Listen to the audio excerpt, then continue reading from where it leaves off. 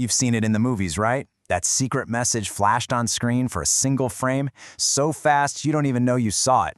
Eat popcorn. Drink soda. It's the classic Hollywood take on mind control.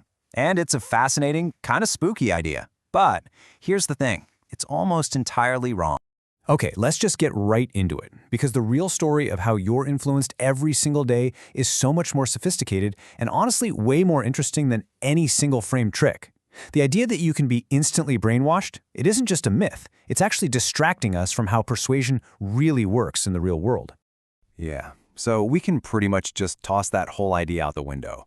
Real, effective persuasion isn't some magic bullet that instantly flips a switch in your brain.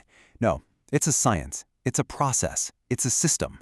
Which, of course, brings us to the big question. If it's not subliminal messages, then how are behaviors and beliefs actually influenced on a massive scale? What does that system even look like? Well, the answer has a name, the modern persuasion stack. And this isn't some fringe conspiracy theory. It's a real-world methodology used by everyone from public health campaigns all the way to military psychological operations units. It's not magic. It's a very deliberate, three-part process.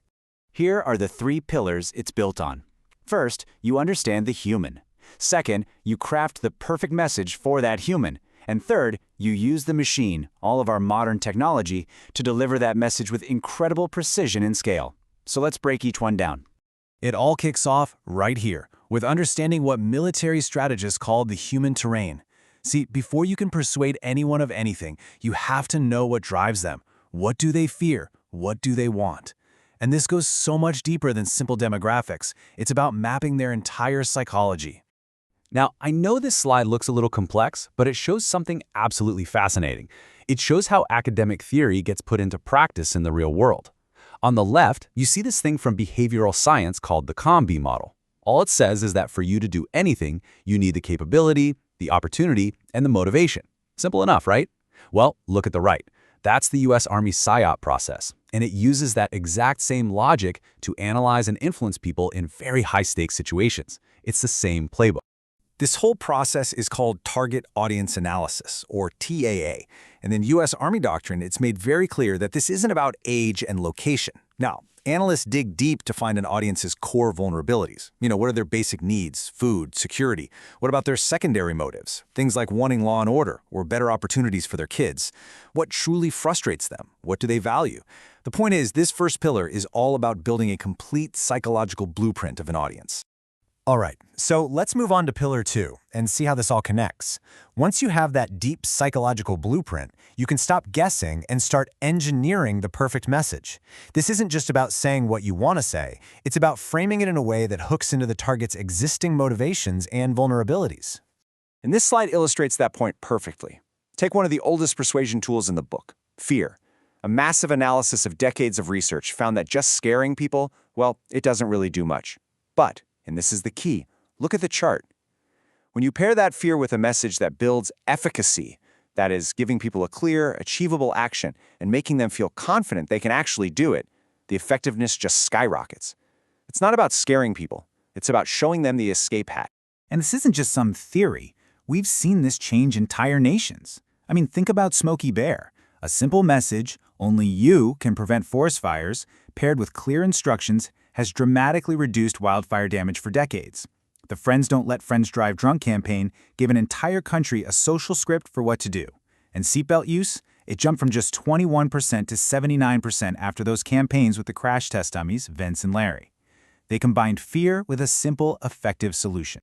Now, the ultimate goal of this kind of messaging, it can be incredibly powerful and, in the wrong hands, incredibly dangerous. This quote from Nazi propagandist Joseph Goebbels, it's chilling, but it really shows you the high-stakes endgame. To embed an idea so deeply that it just becomes part of a person's reality.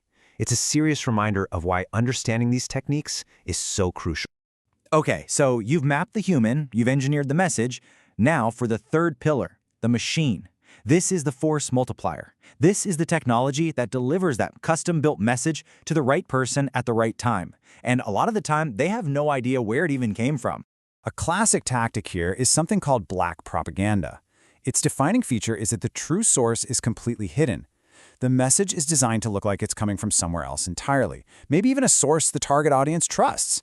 For instance, during World War II, the Allies created these fake German newspapers and radio broadcasts filled with demoralizing stories meant to crush the confidence of German soldiers. It wasn't just a lie, it was a lie disguised as a trusted friend. And today, oh man, the internet is the ultimate machine for these kinds of tactics. We're not talking about dropping leaflets from a plane anymore. Modern operators have a whole new bag of dirty tricks. We've seen Russian operations use AI to create fake journalist personas. We've seen projects that secretly pay social media influencers to spread disinformation. But one of the absolute sneakiest tactics is the creation of copycat or doppelganger websites. So here's how that works. An operator will build a website that looks nearly identical to a trusted news source like Reuters, but you have to look really close at the URL. Instead of Reuters.com, it might be something tricky like Reuters.co.com or another tiny variation. The look and feel are the same, but the content is pure propaganda, designed to fool you into thinking a legitimate source is reporting it. It's the digital version of that fake newspaper. All right, I know this all sounds pretty intense, but here's the good news. Knowing how this system works is the first and most important step to defending against it. So let's talk about what you can actually do to spot these tricks and be a smarter consumer of information. Think of this as your persuasion shield, and it's built on a few really simple but powerful habits. First, check the URL. Seriously, especially if an article makes you feel a strong emotion. Look for those tiny, sneaky changes. Second, question your own emotions. Remember the science of fear? Big feelings can be a tool to bypass your critical thinking. Third, verify before you share. See if other trusted sources are reporting the same thing. And finally, and maybe most importantly, always ask yourself, who is the source? If you can't easily figure out where the information is coming from, your skepticism should be turned all the way up. So forget the fantasy of subliminal messages. The reality is a systematic process of understanding human psychology, crafting tailored messages, and then using technology to deliver them at a scale we've never seen before. And that leaves us with a pretty big final question, doesn't it? In this new environment of hyper-persuasion, is simply being aware of these techniques really our best defense?